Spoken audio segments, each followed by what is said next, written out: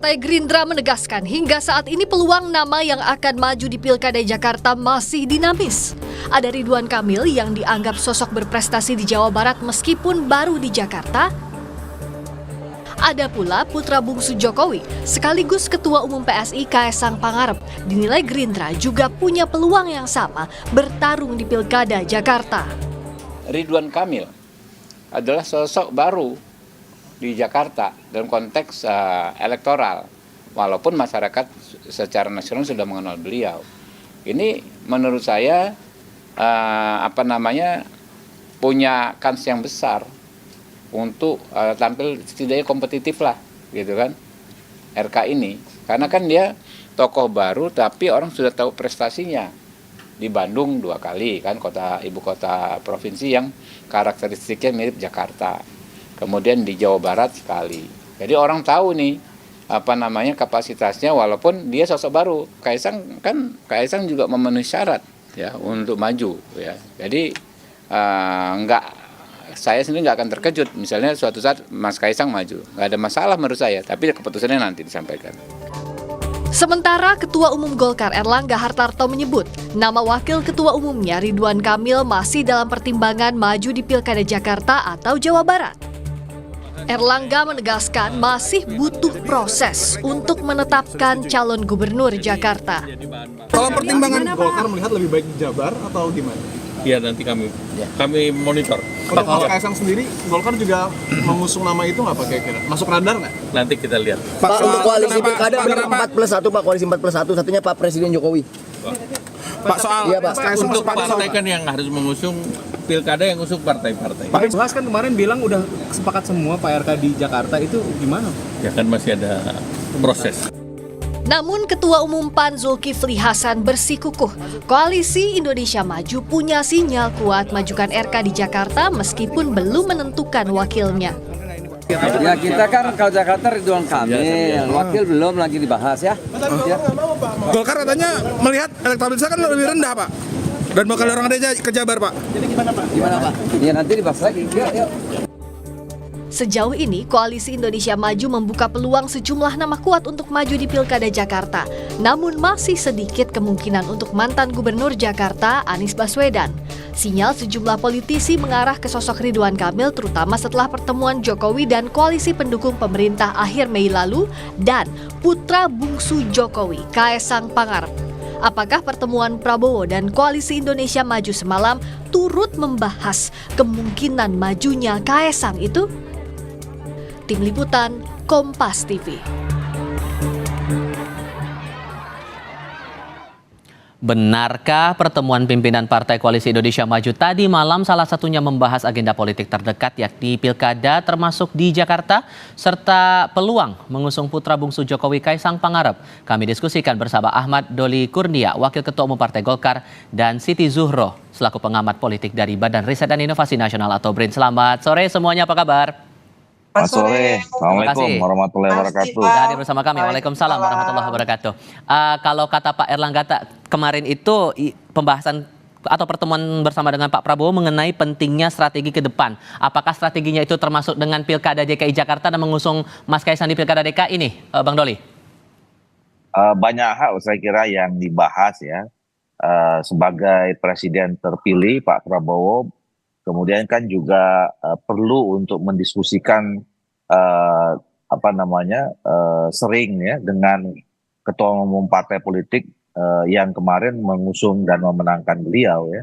Jadi pertemuan itu sebetulnya lebih banyak membicarakan tentang 5 tahun ke depan ini, hal-hal penting strategi apa yang kemudian harus kita laksanakan dalam rangka untuk kemudian membuat Indonesia lebih maju lagi ya, daripada sekarang. Nah tentu saya kira pasti akan ada juga pembicaraan-pembicaraan kan, agenda-agenda kebangsaan ke depan itu kan termasuk salah satunya kan pilkada ya, tapi tidak spesifik ya, belum spesifik apalagi bicara tentang nama orang per orang gitu. Jadi saya kira kemarin lebih bicara tentang hal-hal besar, agenda-agenda besar yang kita harus hadapi dalam 5 tahun ke depan. Apalagi kita kan tahu sebenarnya situasi dunia sekarang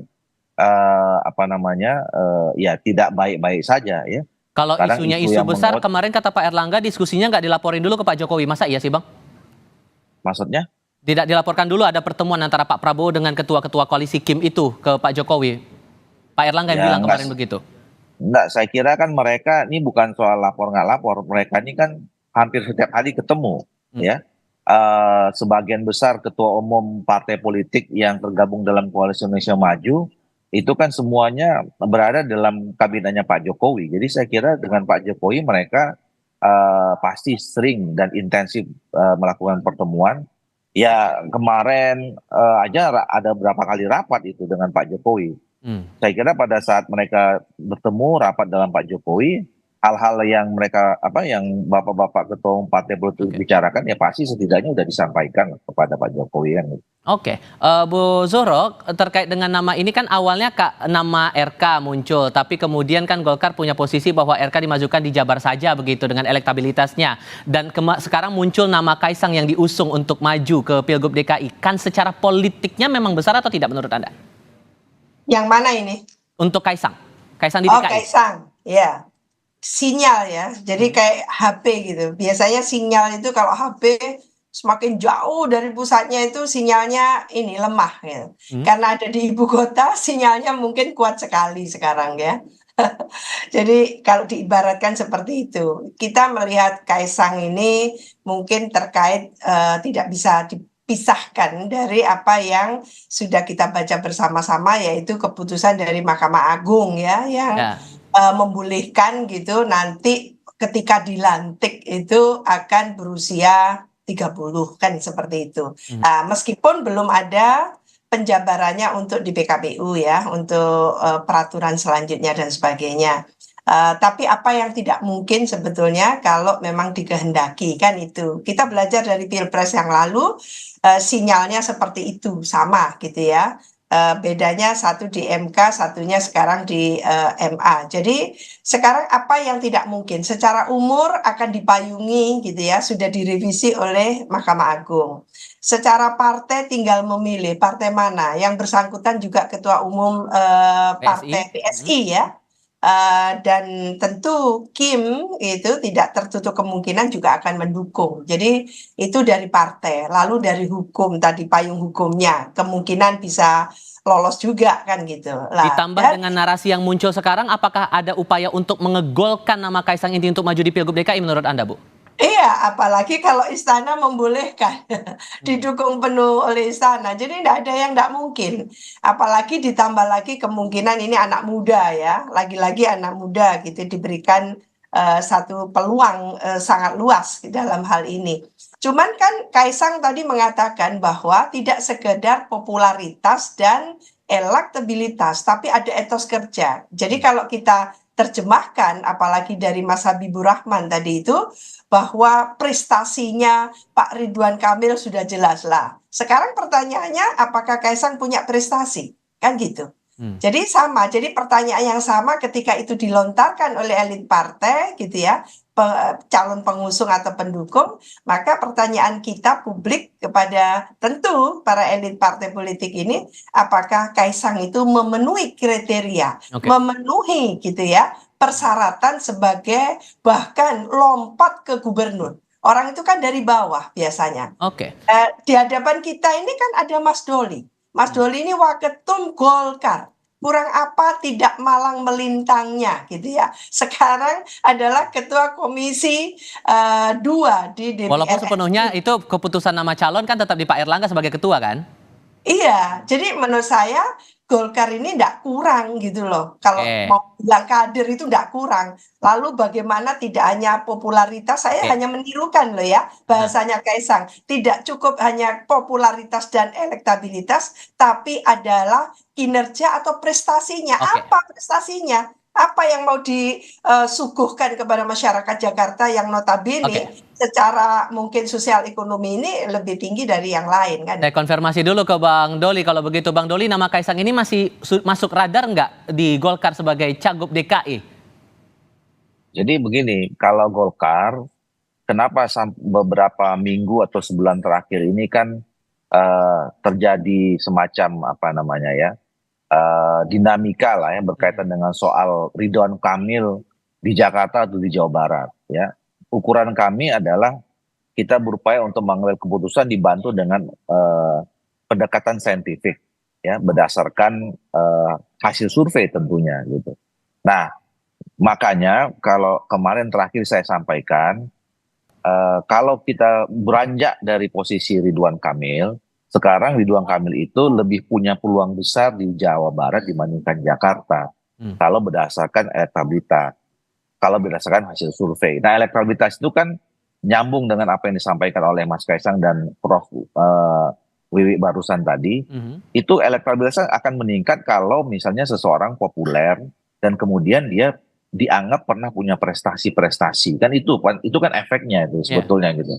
Nah, makanya sekarang menurut saya kita buka aja opsi. Kalau misalnya peluang Ridwan Kamil lebih besar di Jawa Barat, idealnya buat Golkar sekarang memang Ridwan Kamil itu di Jawa Barat. Nah, terus pertanyaan Jakarta gimana? Nah, kita buka lagi aja sekarang. Muncul nama-nama baru ya. Kemarin saya sebutkan misalnya Gerindra sendiri itu cuma punya tokoh.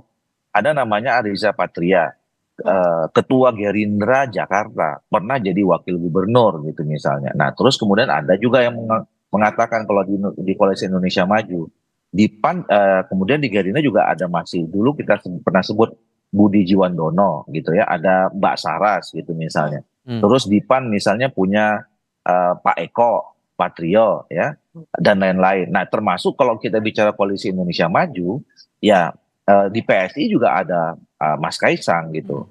Nah, ini nama-nama kemudian ya kita sodorkan saja kepada masyarakat ya. Nanti kita lihat mana yang paling visible berdasarkan kita lihat nanti elektabilitas gitu yang tadi. Apakah ada permintaan juga dari Pak Jokowi untuk memasangkan Kaisang ini di Pilgub DKI, Bang Doli?